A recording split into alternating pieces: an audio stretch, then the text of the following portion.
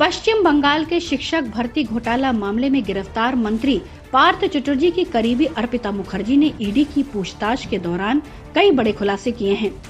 सूत्रों के अनुसार पूछताछ के दौरान अर्पिता मुखर्जी ने कहा है कि उनके घर को मिनी बैंक के रूप में इस्तेमाल किया जाता था। पार्थ चटर्जी उनके घर हर 10 दिन में आते थे। सारे पैसे पैक करके एक ही कमरे में रखे जाते थे। इस रूम में पार्थ चटर्जी और उनके लोग ही अंदर आते जाते थे। बिना पार्थ चटर्जी की इजाजत के इस कमरे में कोई नहीं जा सकता था। ईडी को अर्पिता मुखर्जी के कोलकाता स्थित घर पर छापेमारी के दौरान 2 डायरी भी बरामद हुई हैं। ईडी द्वारा उड़िया बंगाली अभिनेत्री के घर से जब्त की गई इस डायरी में इस स्कैम को लेकर कई राज छिपे हैं। इसमें ये भी लिखा है कि किस जगह से कितनी रकम कहाँ जानी है, साथ ही मेरिट लिस्ट में किन किन को लेना है, ये भी इसमें दर्ज है।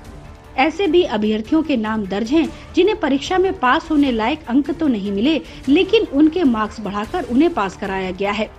किसने कितने रुपए दिए, किसका बकाया है, ये सब इसमें दर्ज है। साथ ही एजेंटों के नाम भी दर्ज हैं जिन्हें रुपए इकट्ठा करने और इधर उधर करने के लिए भेजा जाता था। पश्चिम बंगाल सरकार के उच्च शिक्षा और स्कूली शिक्षा विभाग के बारे में भी अलग अलग कोड्स वर्ड में बातें लिखी हुई हैं। विभाग में किसका क्या किरदार था, किसे क्या करना था, ये सब कोड के रूप में दर्ज है। इससे खुलासा होता है कि कैसे एसएससी की परीक्षाओं में कई उत्तीर्ण अभ्यर्थियों को नौकरी नहीं दी गई और कई फेल हुए अभ्यर्थियों को भर्ती कर लिया गया। अर्पिता मुखर्जी के घर से न सिर्फ 20 करोड़ रुपए नकद मिले, बल्कि मंत्री पार्थ चटर्जी के साथ उनका एक ज्वाइंट संपत्ति के कागजात भी मिले हैं। मंत्री के नाम वाला एक लिफाफा भी मिला है जिसमें 5 लाख रुपए रखे हुए हैं। शिक्षकों की भर्ती में मनी लॉन्ड्रिंग की जांच शुरू की गई है, जिसमें पार्थ चटर्जी फिलहाल 3 अगस्त तक ईडी की कस्टडी में हैं। अर्पिता मुखर्जी के आवास से बड़ी मात्रा में कीमती गहने भी बरामद हुए हैं। दोनों ने साथ मिलकर एक जगह पे जमीन भी खरीदी थी। Additional solicitor general Surya Prakash V Raju ने अदालत में बताया है कि अर्पिता मुखर्जी से जुड़े कई दस्तावेज मंत्री पार्थ चटर्जी के घर से मिले।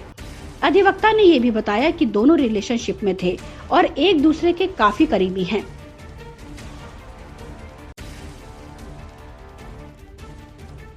इस डायरी के मिलने के बाद अटकलें तेज हो गई हैं कि बंगाल में एक बड़ा घोटाला हुआ है।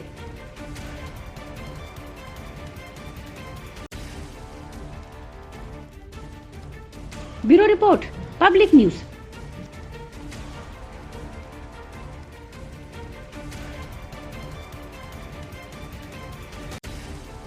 छत्तीसगढ़ की मुख्य विपक्षी पार्टी भारतीय जनता पार्टी द्वारा विधानसभा में मुख्यमंत्री भूपेश बघेल के नेतृत्व वाली कांग्रेस सरकार के खिलाफ पेश अविश्वास प्रस्ताव पर बुधवार को चर्चा है। विधानसभा के मानसून सत्र के दूसरे दिन बीते गुरुवार को भारतीय जनता पार्टी ने मंत्री परिषद पर अविश्वास जताते हुए प्रस्ताव पेश किया था। भारतीय जनता पार्टी ने बुधवार को विधानसभा सचिवालय को अविश्वास प्रस्ताव का नोटिस सौंपा था। विधानसभा अध्यक्ष चरणदास महंत ने भारतीय जनता पार्टी द्वारा पेश प्रस्ताव पर चर्चा के लिए 27 जुलाई यानी आज की तारीख तय की थी। छत्तीसगढ़ में कांग्रेस के पास 71 विधायकों का बहुमत है। इसके बावजूद विधानसभा में भूपेश कैबिनेट को आज अविश्वास प्रस्ताव का सामना करना पड़ रहा है। भारतीय जनता पार्टी ने सदन में अविश्वास प्रस्ताव लगाया है। इसके लिए विधानसभा अध्यक्ष ने आज प्रश्नकाल के बाद अविश्वास प्रस्ताव पर चर्चा के लिए व्यवस्था निर्धारित की है। चलिए समझते हैं आखिर किसका पलड़ा ज्यादा भारी है। दरअसल छत्तीसगढ़ विधानसभा में 90 विधायक हैं। इनमें 71 विधायक कांग्रेस के हैं, 19 विधायक विपक्षी पार्टी के हैं। इसमें भारतीय जनता पार्टी के 14, जोगी कांग्रेस के 3, बहुजन समाज पार्टी के 2 विधायक शामिल हैं।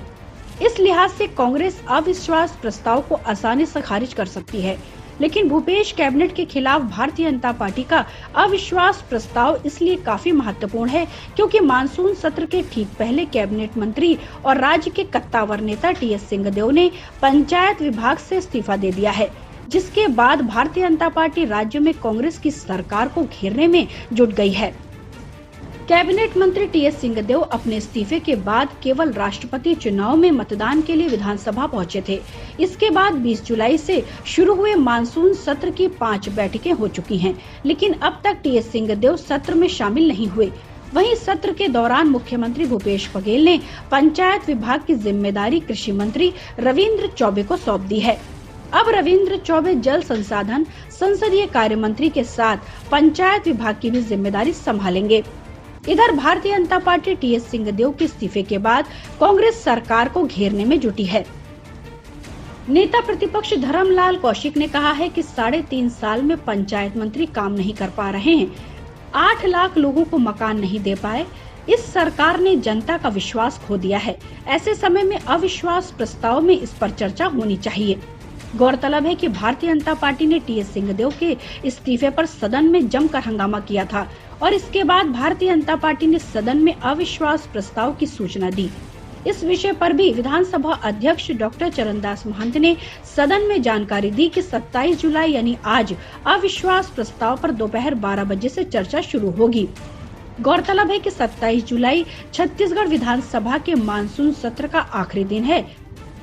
गौरतलब है कि 27 जुलाई छत्तीसगढ़ विधानसभा के मानसून सत्र का आखिरी दिन भी है।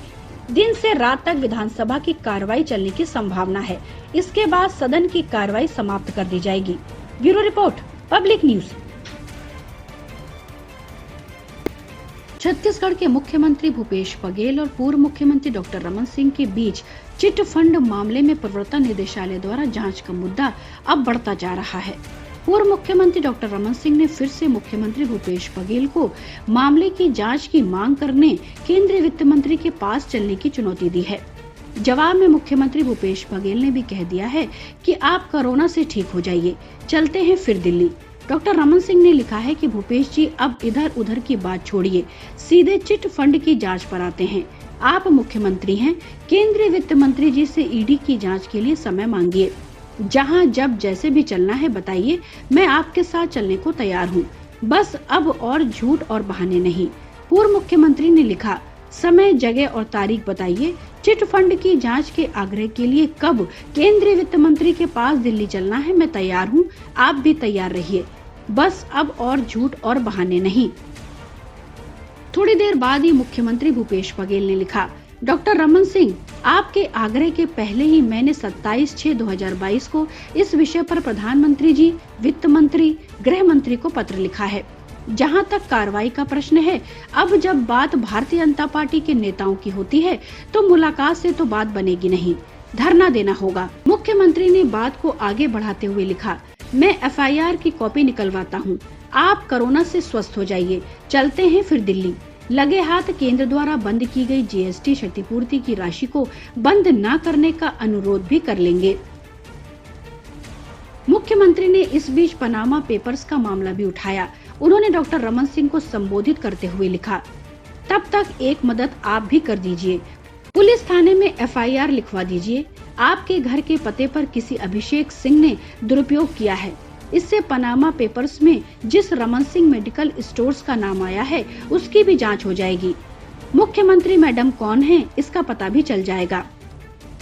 इससे पहले भी डॉक्टर रमन सिंह ने ट्वीट कर मुख्यमंत्री भूपेश बघेल पर निशाना साधा था। डॉक्टर रमन सिंह ने लिखा था कि भूपेश जी, छत्तीसगढ़ को 4.25 साल में आपकी सरकार की अक्षमता का पता चल ही गया, तभी वे चिटफंड की जांच अब तक नहीं कर पाई। आपने केंद्र सरकार को पत्र लिखकर ईडी से जांच की बात विधानसभा में की है। इस जांच के लिए मेरा भी पूर्ण समर्थन है। डॉक्टर रमन सिंह ने लिखा, एक तरफ आप सोनिया जी से ईडी की पूछताछ के खिलाफ ईडी ऑफिस के बाहर धरना देते हैं और दूसरी तरफ चिट फंड मामले में ईडी पर भरोसा करते हैं। यह दोहरी राजनीति मत कीजिए। Bureau report, public news.